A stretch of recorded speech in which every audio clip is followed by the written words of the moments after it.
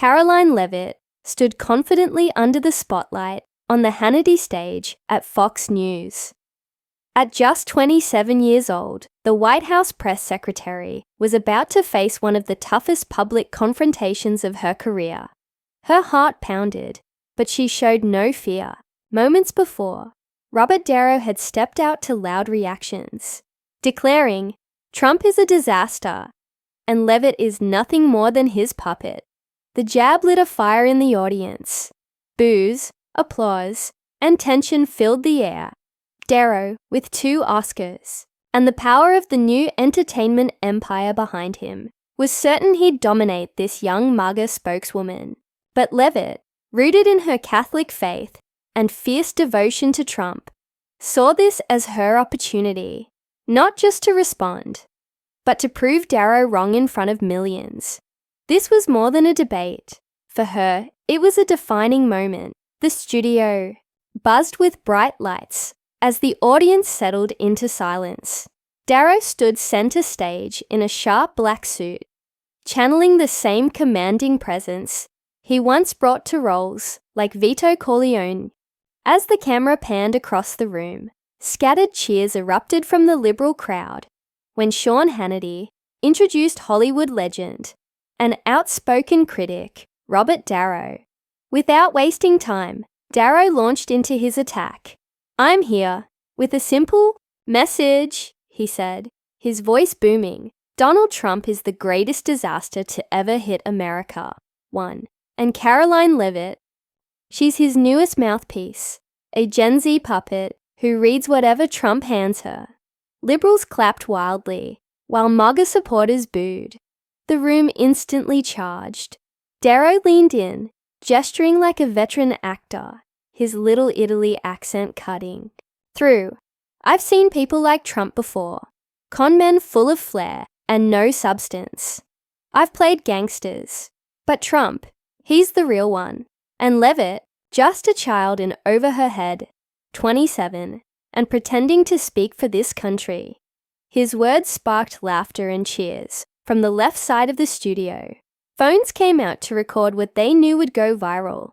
Pointing toward the backstage, De Niro taunted, "She's the youngest press secretary in history, huh? Sounds great, but what's she done?" She accidentally leaked Trump's private strategy by adding a reporter to a chat group. Is she careless or just unfit for the job? Either way, we're in trouble. Laughter echoed as someone shouted, "Preach it, Bobby." Hannity tried to interject. "Bob, she's about to come out and face you. Thoughts?" But De Niro cut him off. "Face me? I'd welcome it. Let's see her defend being Trump's echo. I've called Trump dangerous for years.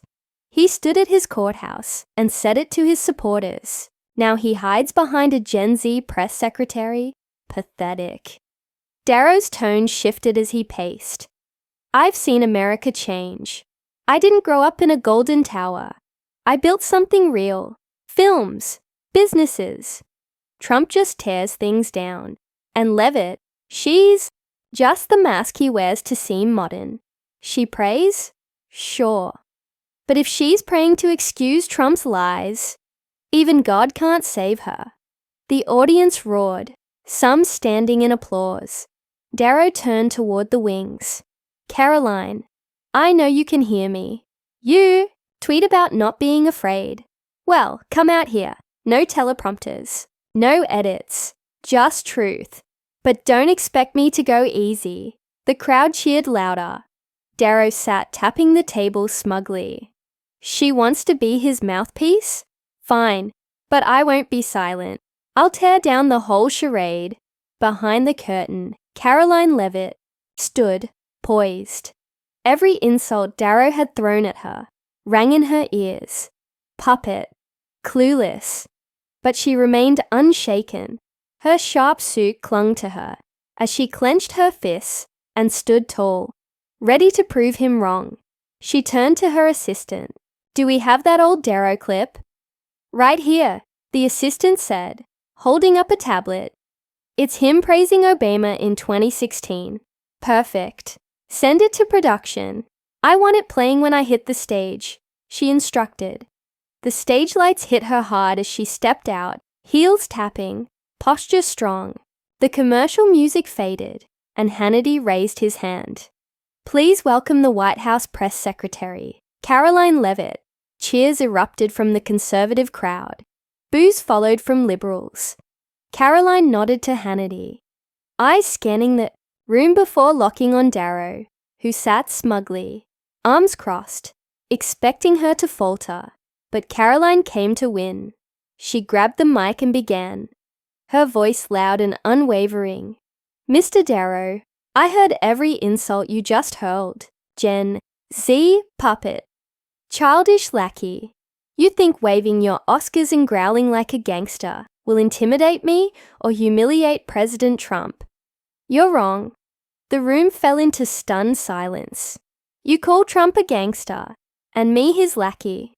But look at yourself, a Hollywood icon, living in luxury off-now restaurants, and acting in flops like Alto Nights. You dare lecture us on failure. You've made millions pretending to be tough, but in reality, you're out of touch with everyday Americans. Applause erupted from the MAGA side. Karoline moved closer to Darrow, eyes fixed. You mocked me over a leak. Sure, I didn't run that chat. But where's your accountability? You call Trump a narcissist from outside a courthouse. Ever looked in the mirror? She raised a hand, and the screen lit up. A CNN clip from 2016, showing Darrow praising Obama. I like how Obama handles things. He's smart, he said in the clip. The screen froze. That's you, Mr. Darrow. Praising the same administration Trump defeated to bring the change Americans asked for. So tell me, who's the hypocrite now? More cheers echoed through the studio. Darrow looked rattled, gripping his chair tightly. Before he could respond, Leavitt pushed on. You call me a puppet. I call myself a patriot. I stand with the American people. I work for a leader who's rebuilding the nation. Jobs, security, dignity. What do you offer? More elite Hollywood noise. I grew up in New Hampshire, in a middle-class family. I know what working Americans want. You don't. Karoline, Karoline, MAGA supporters chanted. Still not done. Leavitt stepped in closer, pointing directly at Darrow. You mocked my faith, said. I pray to hide Trump's wrongs. No, I pray for strength, the kind of strength you don't understand. Because your toughness ends with the camera rolling. I don't need trophies. I have the support of the people. Applause grew louder. Even some neutrals in the crowd began nodding. Darrow leaned back. His confident smirk was wiped clean. You want truth? Here's the truth, Leavitt said. Trump won because Americans chose him, not you. I've worked by his side since college. From the campaign trail to the White House. I speak for millions. And you? What do you represent now? She let the moment hang before adding the final blow. Alto Nights lost $40 million. Maybe it's time you stopped lecturing others about success. Darrow shot up, finger pointed. You think you're smart, huh? I've faced bigger than you. But his voice cracked. The crowd burst into laughter and mockery. Leavitt smiled, unmoved. You fought many, sure. But today, you lost. I'm not your stage prop. I'm here to show Americans how wrong you are. She turned to the audience, hand raised. Who thinks Mr. Darrow should retire? The room exploded. Cheers, whistles, and claps. Karoline had flipped the script. Hannity stood, laughing and clapping.